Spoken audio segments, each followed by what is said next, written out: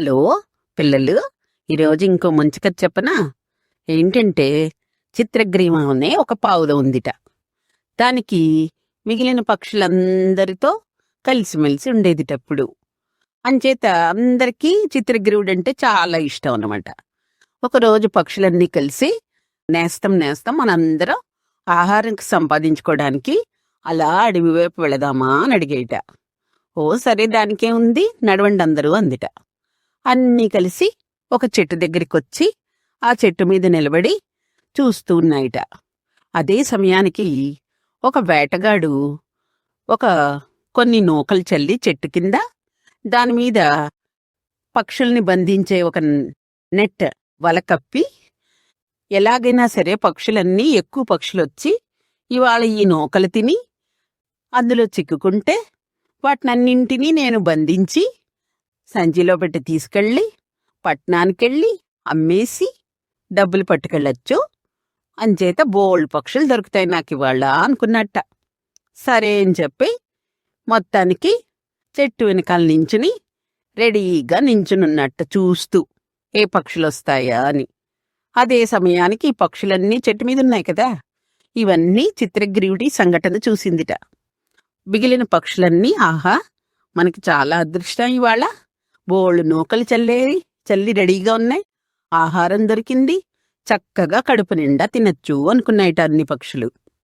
అప్పుడు చిత్రగ్రీవుడు వద్దు వద్దు, అంత రెడీగా మనకి అడవిలో ఆహారం పెట్టారంటే ఎవరో మనల్ని చంపడానికి ప్రయత్నం చేస్తున్నారు కాబట్టి మనం ఈ ఆహారాన్ని తినద్దు, వెళ్ళిపోదాం అని చెప్పింట.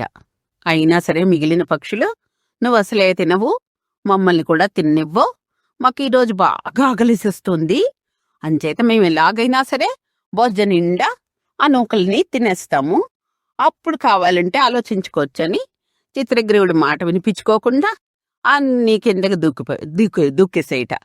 వెంటనే చెట్టు కిందకి రావడం, ఆ నూకలు తినడానికని కిందకు వాలడంతో వాళ్ళ కాళ్ళన్నీ ఆ వలలో చిక్కుకుపోయాయిట. అవన్నీ చూసి మళ్ళీ శుభ్రంగా బొజ్జ నిండా తినేసాక మనం ఎలా పైకి ఎగరగలం అని అప్పుడు ఆలోచించేయట. అప్పుడు నిజమే, చిత్రగ్రీవుడు చెప్పింది నిజమే, ఆహారానికి ఆశపడి మనం కిందకి దూకేశాం, తీరా ఇప్పుడు మనల్ని రక్షించే వాళ్ళు ఎవరుంటారు, ఈరోజు మనకింకా ప్రాణాలు పోయినట్టే అనుకుని చూసేటప్పటికి వేటగాడు అదే సమయానికి చెట్టు పక్క నుంచి చూసి, అబ్బా ఇవాళ నేను చాలా అదృష్టవంతుణ్ణి, నాకు బోల్డ్ పక్షులు దొరికే, వీటినన్నింటినీ నేను పట్టుకెళ్ళిపోతాను అనుకుని పరిగెట్టుకుంటూ రావడం మొదలుపెట్టేట. ఆ సంఘటన చూసి పక్షులన్నీ బాధపడుతూ, చిత్రగ్రీవ నువ్వే మమ్మల్ని కాపాడాలి, ఏదో ఒక ఉపాయం ఆలోచించు అని చెప్పేట. అప్పుడు పావురం ఏం చెప్పిందంటే, మీరేం భయపడకండి, మిమ్మల్ని కాపాడే బాధ్యత నాది, మీరందరూ ఐకమత్యంగా ఉండండి. ఐకమత్యం అంటే కలిసిమెలిసి ఉండడం. అందరూ ఒకేసారి ఆకాశంలోకి పైకెగరండి, ఎందుకంటే ఐకమత్యంగా ఉంటే మనం సాధించలేనిది ఏదీ లేదు, యూనిటీ ఈజ్ స్ట్రెంగ్త్, అంచేత మీరందరూ ఒక్కసారి హుప్పను పైకెగరండి అని చెప్పిందిట. ఆ మాటలు విని అన్ని పక్షులు సరే అని చెప్పి పైకెగిరేయట. అవి ఎగురుతూ ఆకాశంలో అలా ప్రయాణం చేస్తుంటే వేటగాడు ఆశ్చర్యపోయి, ఆహా ఈ పక్షులు ఎంత తెలివైనవి, ఈరోజు నాకు పక్షులు దొరకడం మాట అలా ఉంచి నా ఉన్న వల కూడా వాటితో పాటు పోయింది, అయ్యో నాకు ఇవాళ చాలా నష్టం కలిగింది అని బాధపడుతున్నట్ట. అప్పుడు చిత్రగ్రీవుడు, మీరు నా వెనకాలే రండి, పక్కనే కొంచెం దగ్గరలోనే ఒక పెద్ద చెట్టు కింద కన్నంలో హిరణ్యకుడని నా స్నేహితుడున్నాడు, వాడు చాలా మంచివాడు, కష్టంలో ఉన్న వాళ్ళనందరినీ ఆదుకుంటూ ఉంటాడు, అంచేత అతని దగ్గరికి వెళదాం, ఒకేసారి అందరినీ బంధవిముక్తులు చేయగలడో లేదో నాకు తెలియదు కానీ మీ ప్రాణాల్ని రక్షిస్తాడు అని చెప్పింట. సరే సరే అనుకుని పక్షులన్నీ, అయితే ముందు మీరు మీ వెనకాలే మేము వస్తామని చెప్పాయిట. అవి ఎగురుతూ చిత్రగిరుడు ఒక చోట ఆగిందిట. ఆ చెట్టు కిందకి దిగి మిత్రమా మిత్రమా అని పిలిచిందిట. కన్నంలోంచి ఎలకరాజు వచ్చిందిట. ఏంటి ఇలా వచ్చావు, ఈరోజు చాలా రోజులైంది నిన్ను చూసి అందిట.